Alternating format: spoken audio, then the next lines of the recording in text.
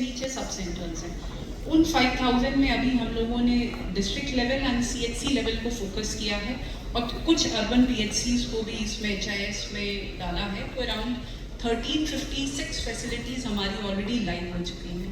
Private में around 10,000 plus facilities live हो चुकी हैं और केवल अगर हम HIS की बात करें तो 14 करोड़ हेल्थ रिकॉर्ड्स में से लगभग 1,60,00,000 हेल्थ रिकॉर्ड्स हमारे HIS से ही जनरेट हुए हैं।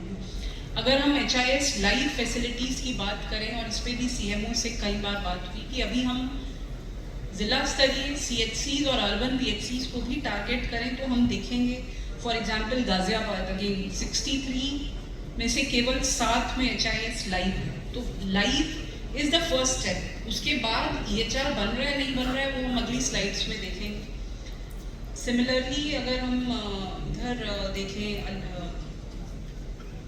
सहारनपुर डिवीज़न की हम लोग बात करें तो 46 फैसिलिटीज़ में से 14 फैसिलिटी सहारनपुर में लाइव है एंड इन बागपत 13 में से 7 फैसिलिटीज़ लाइव है।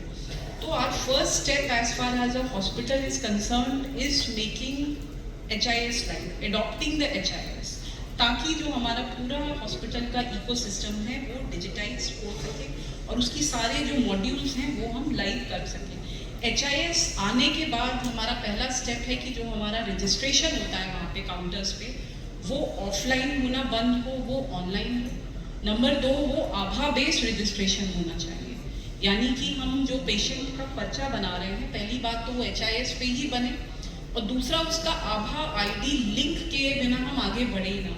लिंक करने के 2 तरीके हैं। पहला तरीका ये है कि अगर आभा ID बना हुआ है, पेशेंट को जनरली आभा ID याद नहीं रहेगा। This is equally relevant for public and private hospitals. Patient को अपना आभा ID याद नहीं होगा, लेकिन जिनको याद है आप उनसे आभा ID पूछें, जिनको नहीं पता है उनसे आप आधार नंबर पूछेंगे।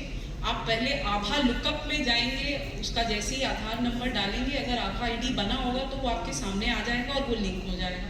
अगर नहीं बना होगा तो वो नहीं दिखेगा, तो आप उसका पहले आधार से OTP जिससे जनरेट होगा उससे उसका आभा ID बनाएंगे।